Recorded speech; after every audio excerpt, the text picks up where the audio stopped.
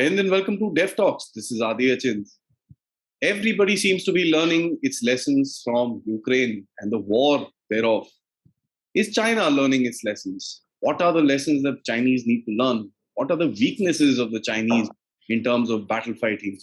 To discuss this very interesting issue, as part of myself and, of course, General Shankar, who's been guiding me through the study of the PLA.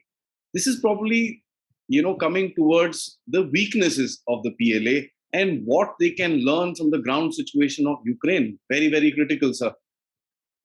Yeah, I think so. PLA is going to be our, adversary, military adversary for a long time.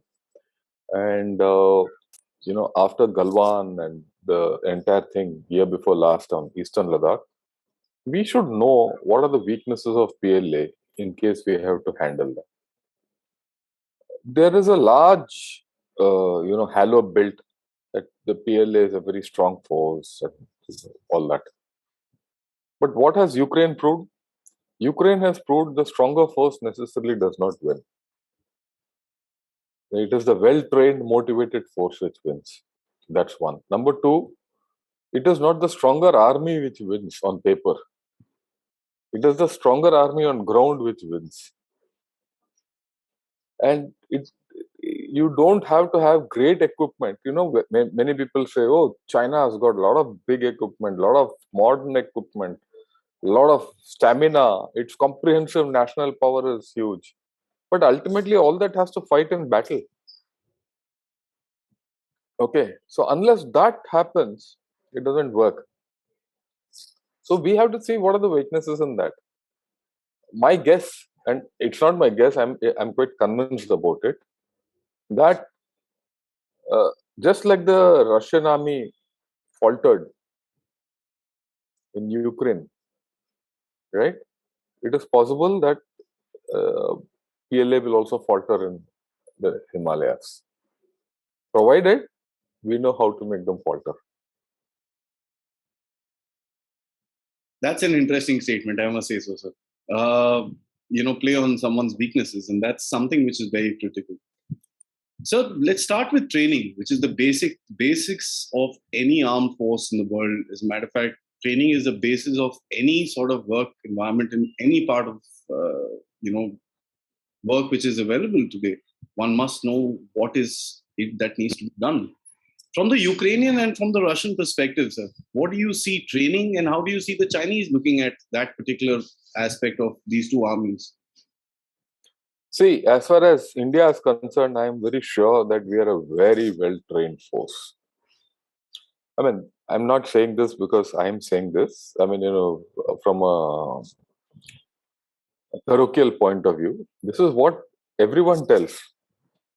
The Americans who have exercised with our Air Force say that this is one of the best Air Forces around. Right? Irrespective of the equipment we hold. The UN always wants an Indian contingent, to handle situations. And we've handled tough situations in Africa, in the Middle East, where others have failed. Right? So we are well trained. I'm very confident of that. And we are a volunteer force. What's more important is that our men want to join the army. It's not only our men who want to join the army, the families of our men want their children to join the army. It's a matter of tradition. Okay, I'll give you an example because before we get down to PLA, I think we should put this across to the public. It was Opvijay, and my unit was in the east. Overnight, we were told to go to the western sector or the northern sector. So we all boarded our trains in Siliguri and we rushed. A full unit rushed. But, people were on leave, people had gone out on other duties and things like that. So it was made, arrangements were made that everyone was told, first you report to the rear. From there, you'll be organized and sent ahead because we ourselves didn't know where we were going to go. at that point of time. Don't come directly to the northern command. So in the process, so people kept coming back. Now there were these three youngsters who were part of a group who were sent, and all these boys, I commanded Rajput troops, so these boys were all Rajputs around Delhi, and there were a lot of rumors flying thick and fast those days. So a group of about 15 odd men under a NCO were traveling. My unit, they were traveling from Siliguri to Jammu, and from Jammu they had to come up. So when they reached Delhi, these two boys, who were from the Delhi belt, or not just south of Delhi, between Delhi and Gwalior, they felt scared. War and what will happen and all that. Yeah, young recruits just joining and So they gave this group a miss and went home. So when they went home, one boy's mother asked him, "Why are you here?" He said, "No, I've been given leave and this and that." He said, "You just gone from leave, so why are you back?" So this chap was hedging. So that mother felt there was something wrong. So she gave him a tight slap. I mean, this is told to me, this is a true fact. So this fellow suddenly said, No, I have run away from the unit. So she gave him two more tight slaps. He said, "How do you do that? Don't you know you're a Rajput?" So then she caught hold of a village elder of their village and said, "Look, this fellow has come with another boy from the other village, neighboring village."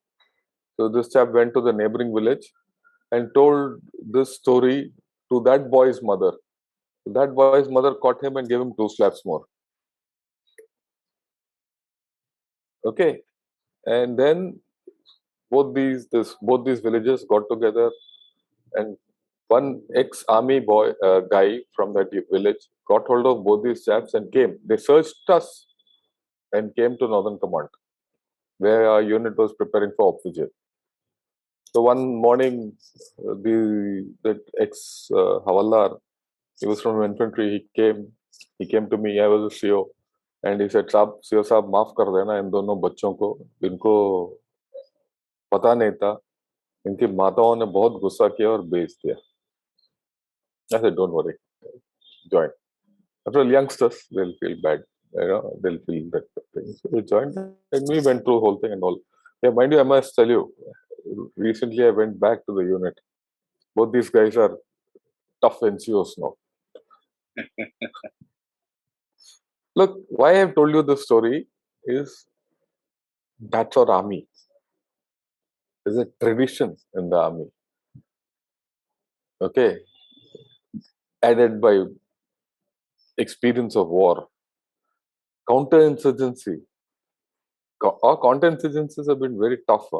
I've been in counterinsurgency and right in almost all ranks, and our other deployments and operational deployments and all, they make us very tough. So we are a well drilled and a well trained armed force. Okay, now let's talk of PLA. Right, the PLA is getting a lot of equipment, new equipment. I don't know how they're absorbing this equipment, because to train on this equipment, new equipment, is very difficult. And new equipment has a lot of teething troubles. Any equipment, if it enters the armed force, it takes 3 to 4 years to stabilize and for us to have a battlefield feel of that, and say, okay, I can trust this in battle. There's no point having a new equipment in battle which doesn't function or is prone to problems. Why am I telling you this? I think this is a weakness of the PLA. The other day, I heard General Bajwa talking about equipment, where he's not got helicopters from Turkey and USA and Germany and all that, engines and all that. He could have just turned to China and get it. Implicit in this talk was that Chinese equipment is something he doesn't trust. And there are a lot of reports about Bangladesh, Myanmar and all, where Chinese equipment have failed. So if you might have the best equipment on paper, but will it function? the question. So that to me is a weakness. And then you have to train on it. And then your training cycles have to be good. So I don't know whether this thing, the commanders on the field will give you the best answer. I'll leave it at that. We can talk of other weaknesses. When you told me that story, one word came to my mind, sir, the pride of being in the armed forces, not just soldiers themselves, but the families. You know, I would suggest people to read a book called A Matter of Honor. This is by Philip Mason. And there's a book which, the British era. I've read it. It's always enthused me as to what the traditions of the Indian Army are. Okay, why people in India fight as a tradition, join armed forces as a tradition. Is something there, and Matter of Honor. That's the best book I've read about Indian Army fighting ethos and tradition. I'll be sure to check it out, sir. Yeah. On the flip side, tradition, pride, culture, ethos, values. How do you counterbalance that with conscription? We see that in Russia. We see that in China. Yeah, I get your point. Conscription in Russia, it appears from the reports which we got. I'm just going by the reports. I don't know what's really the thing. It appears it has not worked well. Right? The Russian army has appeared a little soft at times, a little underprepared. The same problem, I think, will be with PLA. PLA has got a 2-year conscription period plus some 2-year extension and things like that. And they've taken these guys once in 6 months. So they have some cycles worked out mathematically, which may be good. And after 2 to 4 years, they get out of the armed forces. So every time you have a huge lot of people who are absolutely raw and greenhorn. Okay, and that is a soft mass. That's the mass you have to target. See, you also have to understand that the Chinese people are not what they used to be of, the last century when they fought with Mao. As societies progress, that fighting spirit goes. Right? So, conscription also means that a raw guy, he can't handle complicated equipment, sophisticated equipment, tough equipment. Again, I'll give you a small example.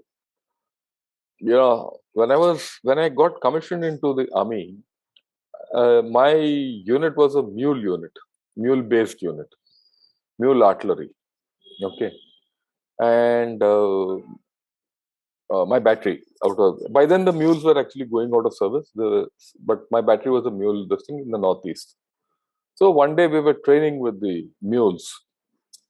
In that, the gun had to be split into 9 parts, 75 by 24 mm gun, and it was a lot of weightlifting. Right?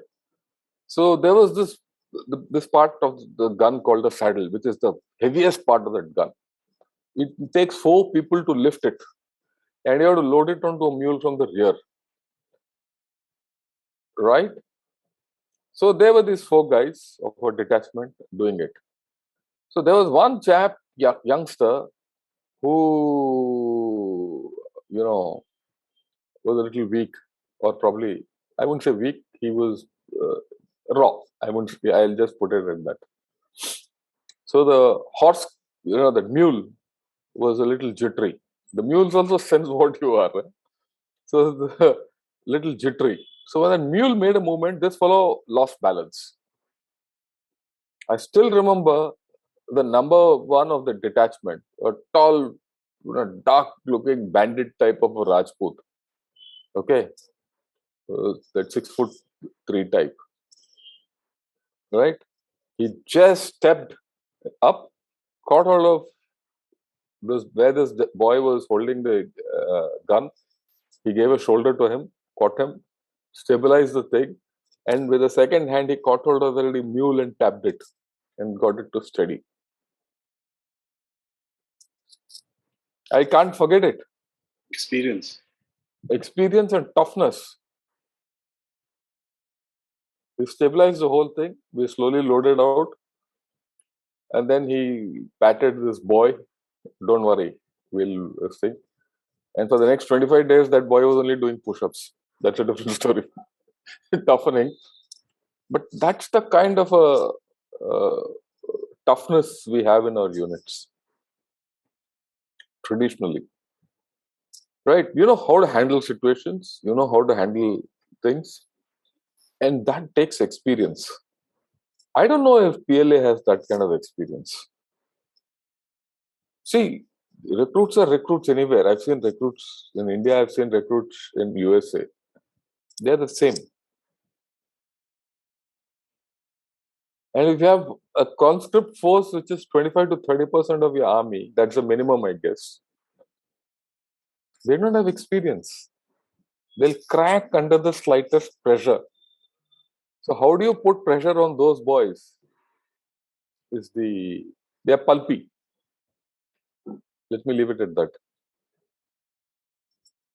That's, quite a, see, what I look at it in what I've seen in the armed forces is that people are willing to go forward and do stuff. So for a guy who's there for 2 years, how much of that willingness will come out is a big question. Taking from that a little further, so we've heard this term called little emperors, and the soldiers for the PLA are known as chocolate soldiers because of the pampering that they've got during their childhood, being single children and stuff like that. Although that sort of a situation is not there in the Ukrainian or the Russian forces, but I personally think that it's a very, very heavy weakness. Would you agree? And how do you kind of look at it, sir? Oh, that's a major weakness. See, one of the first things when you go into battle, when bullets are flying around, is the ability to overcome fear, Yeah. and personal, loss or pain or the sense of being hurt or whatever. Fear. You have to conquer that fear. Mind you, any fellow who says he doesn't fear the first shot being fired is lying. I've undergone that, and my stomach used to churn. After that, you get hold of it, that's a different story. Okay. Now, here you're looking at a guy who's a single son. He's always worried about his father and his grandfather, parents, and the parents are worried about him. Will he step up for sacrifice? Will he be sent out for sacrifice? Will his mother say, go, don't worry, fight for the nation, like what my Rajput boy's mother did? You know, how many mothers will do? I mean, this was echoed across 200%. How many Chinese mothers will say, go and defend your nation? That's a question which I have to ask, and probably the Chinese have to answer. The second part of the story is, I've seen reports which say that because of the fact that people are not even volunteering to conscript, okay, the physical standards have come down, right? That's the second part of the story. So if you've got guys who are not physically up to it, then your army is not. It's not a tough army. Army is tough. I mean, you need. What has Ukraine taught you? That war is tough. The old war is back. It's violent. So you have to have guys who are prepared to be violent, go hungry, bloody kill for everything. That's the armed forces. Will these chaps be able to do that? That's the question which comes to my mind. Do they have that in them, which the Indian army obviously has in plenty? Mm. Okay, it's got surplus. In fact, you can export it, right? These chaps, I don't know. There's another factor facet to this. I've read that these standards have been brought down by in the PLA to accommodate things like AI, cyber, ABER, all those fancy things. What has this war taught you? All those have their place and limitation on the battlefield. The battlefield remains violent unless you have the ability to use sophisticated weapons in a sophisticated manner in tough conditions. Absolutely. Mm. So all these fellows with lower physical conditions, lower conscripted, single children, will they deliver? See, today, as of today, there's a discussion going on in India. There was an article which said they want to get people in as armed forces officers on a tour of duty. Technical people, labor, all that. There's a fierce discussion, will these chaps live up to the rigors of battle? There's a fierce discussion whether these chaps will be good officers. They might be very intelligent people, but there's a difference between being very intelligent and being a good officer. Okay. So there's a whole, that same question you pose back to them. You might be the most fantastic guy who knows all about AI and cyber and all that stuff, right? But will you be a good soldier? That's a question. So these things are there which indicate way. Like I said, if you know how those are going to operate, those weaknesses which we have discussed, put your finger on them, you'll see that PLA will, and then combined with this is the fact that what has Ukraine taught you? Do guerrilla warfare against them. Small packets. Right? If you do small packets, small penny packets. So, which I'm sure our army is very good at. We'll do it. Individual unit. We got used to it. Thanks to Pakistan, we are very good at it. I think every country wants to be tough should have we've got this experience by shedding blood and losing lives on the LC, preventing terrorists, gunfights with terrorists. Crossing over LC is infiltration, for them. And you were in a counter-infiltration role where you had to fight. And you're doing it for the past 15, 20 years regularly. Mm. So there's no question of people who, of my vintage, who were battalion commanders, we used to trade, stories about how tough it is in the LC. They have retired. There's a generation which has done this and retired. There's a second or the third generation who's tough.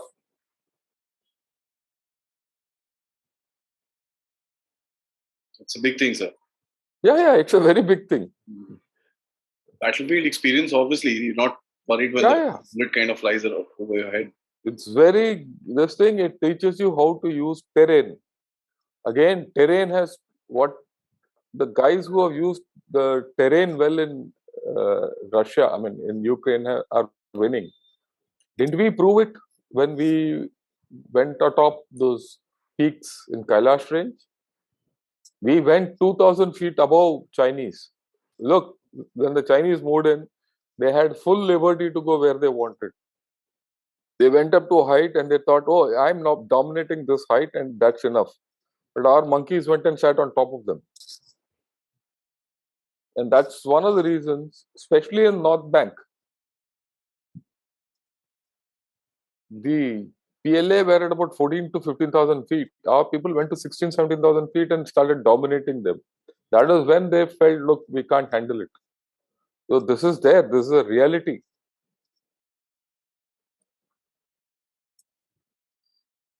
So another thing that we see in authoritarian regimes is a lot of control coming from the central leadership or central politics or the CPC or wherever you want to put it across. I mean, the fighting on the ground is basically directed by some guy sitting in a room and do this, do that sort of a thing. In China, they go a step forward where the PLA is like the private army of the Communist Party of China. Yeah. What kind of effect does that have, having a political commissar within your unit and so on and so forth? See, this is a thing which worked well in the last century in Second World War, right? Probably till the beginning of the century. But I don't know whether it will work now. Firstly, it curbs leadership, dual command system. Right? The commander always looks and go, oh, what will this fellow say? What will this commissar, how will he report on me? Right? That robs initiative.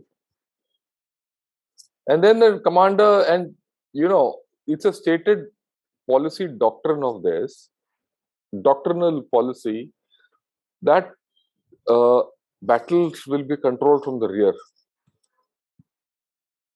And that's why they're doing more of this informatization and intelligization so that the control can be assumed at the rear.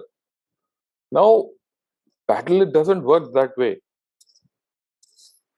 There are times when you have certain things, yes, you have to control at the rear. There's no doubt. Centralized control of firepower and assets which have a long range impact have to be controlled at the rear. There's no doubt about it. But you can't control infantry from the rear. You have to control it from the trenches, right front, up front. And always battle is a process of having initial control, decentralizing control, and assuming control as the battle progresses. There are times when you have to absolutely just give directions and say, yeah, ye karo. Jaise karna chahta hai, karo. Okay, you have to decentralize your command and control. So there is a, I don't know whether this will work today in the Himalayan terrain. Or pretty much any other terrain for that matter, sir. Look, in plains you might get away with it. Not in Himalayas, not in high altitudes, not in the way the terrain is. People don't understand that terrain. A lot of people would have this question about the Russian army talking about their lower levels of training in terms of, and that's what is being propagated by the media, high levels of conscription. Would that be a cause where you see? I mean, I'm not going to put the number out of the Russian casualties, but we do know with the limited operations that are happening right now, the casualties are there. Is this also a drawback that you see with conscripted and look? I would say with anyone who is not trained well, who has bogged at training and who say overstimulated training, not going to do well. Look, ultimately, war is not fought on computers. War is fought on ground. Okay. So you have to know, each man has to go through that physical, cycle. Yeah. Right? Yeah, rigor, cycle, and things like that. You have to have toughness at the bottom. You have to have a hardcore, set of NCOs and JCOs. There's an old saying in the British Army that the NCOs are the backbone of a battalion. Right? It remains. That hasn't gone off. Unless you have good NCOs, unless you have good JCOs, unless you have good young officers. If you see Kargil was won because of young officers to a large extent who were unafraid to face danger, who led from the front. I mean, I'm not saying that Chinese won't have. There would be Chinese young officers who are equally brave. Right? And look, whether we like it or not, the Pakistani army that way is tough. Yeah. I'll rate the Pakistani army as a tougher army. Okay, after all, they are the same stock. They have the same ethos. right? The Pakistani army has lost because of poor officers. That's a different story, right? Uh, I mean, I've always called them the first half army. They're fantastic in the first half, useless in the second half. Okay, they've always lost the second half. Any war you take, but the Chinese, I don't know, because then they're largely untested. That's the problem. And Eastern Ladakh was no test. Galwan was no test. Galwan was a test up to a point, not beyond that for the entire army, right? And uh, probably the real test came when they had to withdraw because of our they being outmaneuvered in Kailash trenches. So I am very sanguine that if we can play the right, uh, what shall I say, adopt the right tactics, you'll find PLA coming short.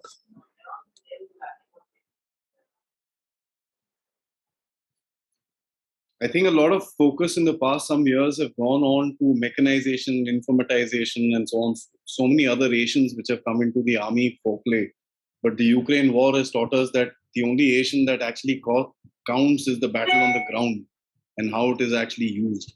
When we look at the Chinese, their entire battle plan is informatization. And, I mean, we've also noticed that they're not able to move around when there are no roads.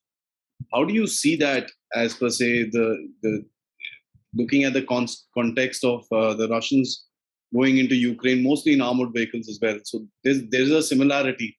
How do you See, see? it's not a matter of going in armored vehicles or mechanization, both are required. Let's be very frank. Of course, yes. But what has happened, what Ukraine has taught you, the Russians went in at a time when they couldn't get off the roads. Yeah. They couldn't use the armor in the classical manner. So they got confined to roads. A similar situation will exist in the Himalayas. They can't get off the roads. They're built up, everything has to be on the roads. And the roads are limited out there. I mean, you leave the Depsang plateau, the rest is all mountains. There are only two plateaus in the Himalayas which we have to worry about, Depsang plateau and the North Sikkim plateau. If you can, the plateau opposite North Sikkim, that's the only place where the Tibetan plateau projects into India or in our own territory. Okay, so if you leave that out, everywhere else you have to be funneled through roads. So if you have to be funneled through roads, you can design ambushes the way Ukrainians did. Ukrainians designed firepower-based ambushes, close quarter ambushes on Russians and depleted them. We can do that, and we can do that better.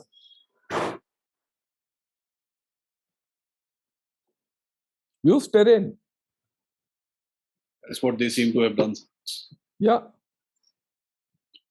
It's interesting. So, before I ask you for a little bit of a closing remark with regards what should the country like Taiwan, or for that matter ourselves, also do to prepare for such a scenario, I'd like you to give us a comment about, especially this is focused towards China more than Russia or anybody else, is the factor of very weak and unhealthy leadership that they had facing India. How do you see that? Yeah, I think at the top level, you need to have commanders who are tough. They had people with cancer, they had people who died in Sair, they had, right? If your top level leadership is of that variety, what's the big deal?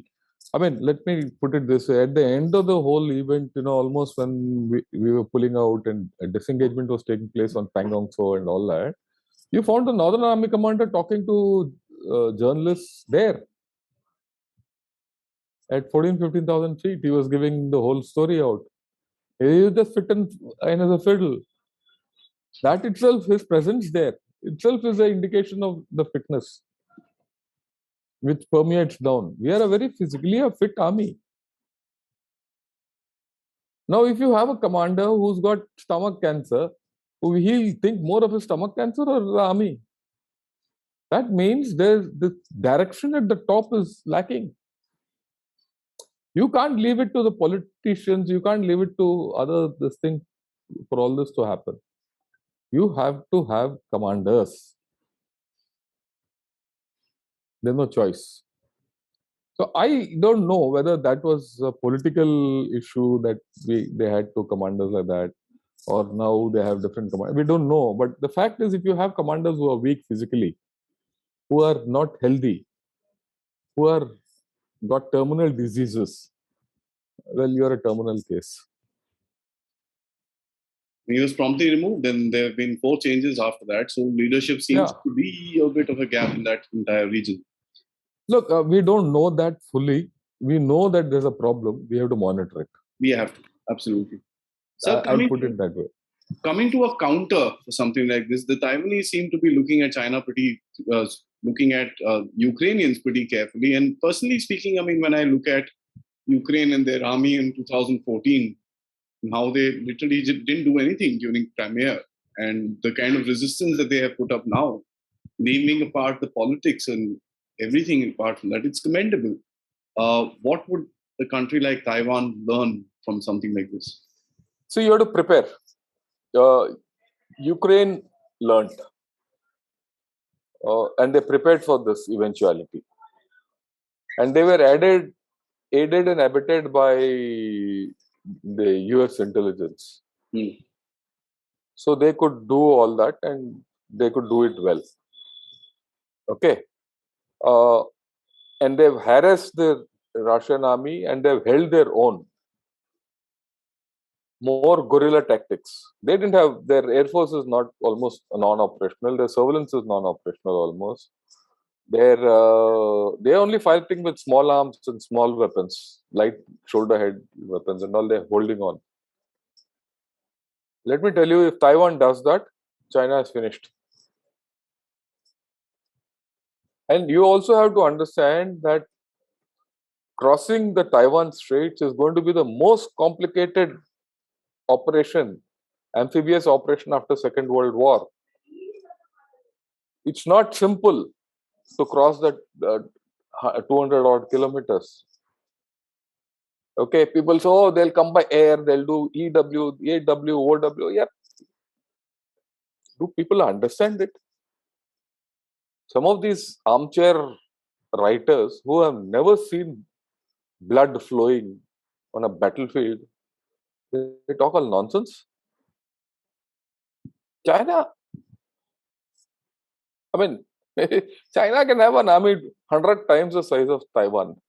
But on that Taiwanese island, that 100 times size won't fit in. You can only deploy that many people against Taiwan. And Taiwan needs 1/3 of that. Only 1/3 of that to defend.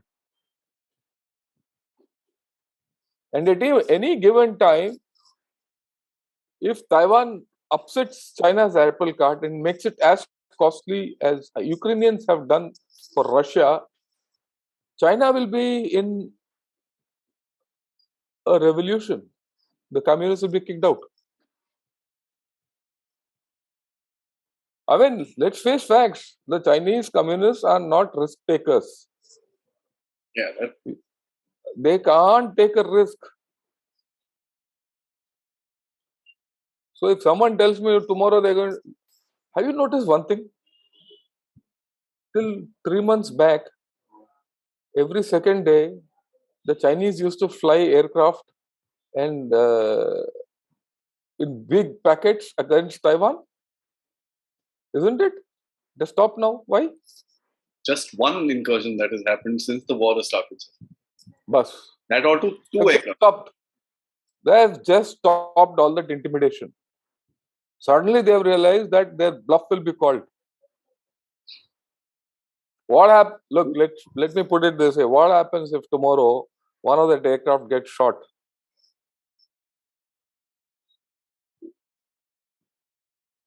Six months down the line, people will say, let's shoot one aircraft down. Let's see what happens. Will China back it up after this experience of Russia against? Very difficult. And consider the fact today Shanghai is almost closed down. Every day, today's paper in South China Morning Post says sixth record days, record number of COVID cases. And there's only one city, Jilin, is also closed down. And the reports from Jilin are that their food stock is getting wiped out because Jilin is their major crop growing. Their food security is at risk.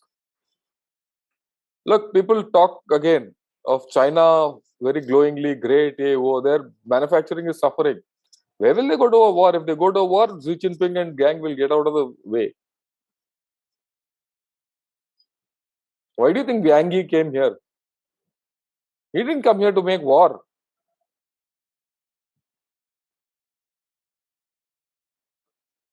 What if, hey, look, let's analyze the Russian condition. What if USA tomorrow put sanctions on China the way they put on Russia? What if the repost to China is closing down Malacca Straits? Not by India, by USA and Australia and Britain and Germany and everyone.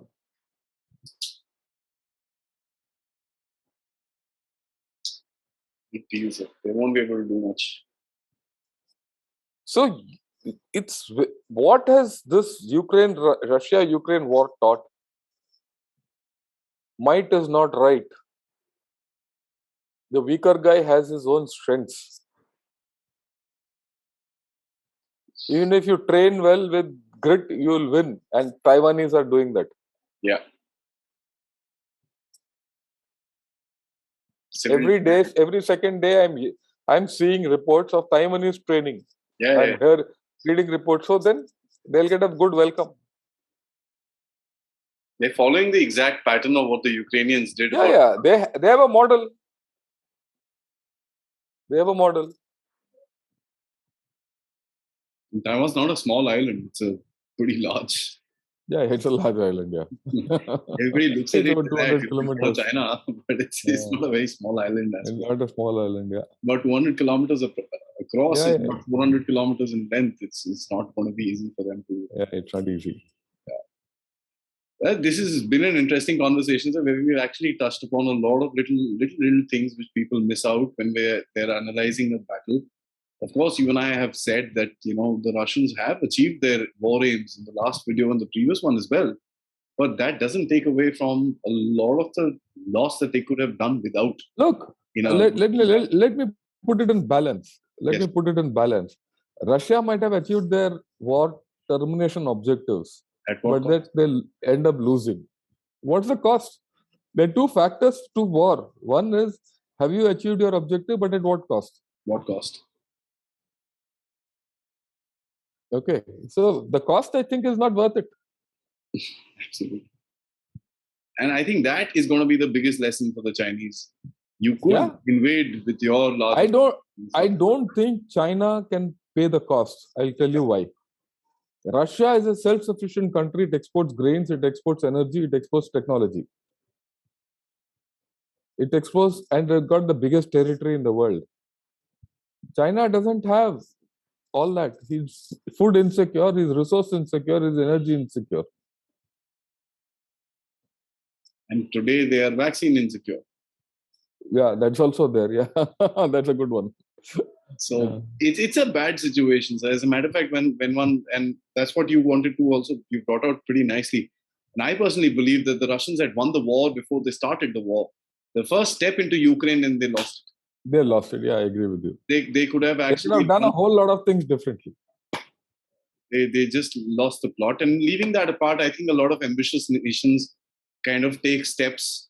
Like if you compare it, what the Chinese did with India, ambitious nations take steps that they probably didn't calculate in full, realizing what the outcome or the backlash of that particular thing would be. 2 years down the line, we never thought that this day would come. Wang Yi is in India asking for whatever it did. War is a two-sided affair. Both sides will have their. Absolutely. Look, let me tell you, we learned a lesson in Sri Lanka, where we were hammered badly by LTTE. Okay? We were made to run around like fools in front of LTTE. We learned our lesson then. No harm in learning. No harm. No Lost harm. a lot, but we did learn. Yeah, we learned. On that note, sir, till next time for another thought process about analyzing China and, of course, the geopolitics across the world. Jai Hind, sir. Jai Hind and thank you.